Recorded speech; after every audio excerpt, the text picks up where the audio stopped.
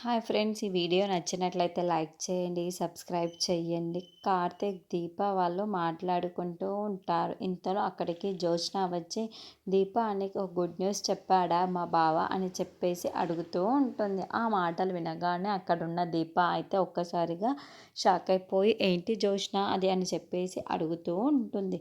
ఆ మాటలు వినగానే అక్కడున్న జ్యోత్స్న మాత్రం, మా బావ నీకు చెప్పలేదనుకుంటా, ఇక మా పెళ్ళి నిశ్చయం అయిపోయింది. ఇంకా 2 రోజుల్లోనే మా ఇద్దరి పెళ్ళి జరగబోతుంది. నీకు తెలుసా దీప అని చెప్పేసి అంటూ ఉంటుంది.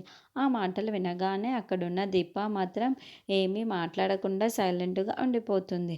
అది చూడగానే అక్కడున్న జ్యోత్స్న అయితే, ఏంటి దీప అలా షాక్ అయిపోయి అలా ఉండిపోయావు? నాకు తెలుసు నువ్వు ఇలా షాక్ అయిపోతావని చెప్పేసి అంటూ ఉంటుంది. ఆ మాటలు వినగానే అక్కడున్న దీప మాత్రం, అదేమీ లేదు జ్యోత్స్న, మీ ఇద్దరికీ పెళ్ళవుతుంది అంటే మొదటి సంతోషించేదాన్ని నేనే అని చెప్పేసి అంటుంది. ఆ మాటలు వినగానే అక్కడున్న జ్యోత్స్న మాత్రం, ఓహో!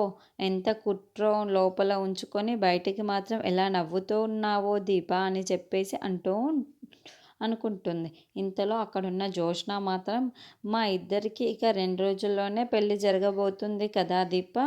నేనైతే చాలా హ్యాపీగా ఉన్నాను. బావ చూడు నాతో ఎక్కడికి రావటం లేదు అని చెప్పేసి అంటుంది. ఆ మాటలు వినగానే అక్కడున్న దీప మాత్రం ఏమీ మాట్లాడకుండా సైలెంట్‌గా ఉండిపోతూ ఉంటుంది.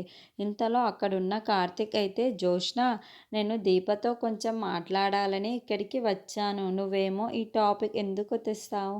చెప్పేసి అడుగుతూ ఉన్నాడు.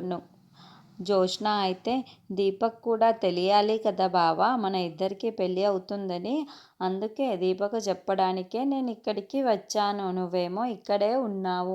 అందుకే నేను అనుకోకుండా ఈ విషయం చెప్పేశాను అని చెప్పేసి అంటూ ఉంటుంది.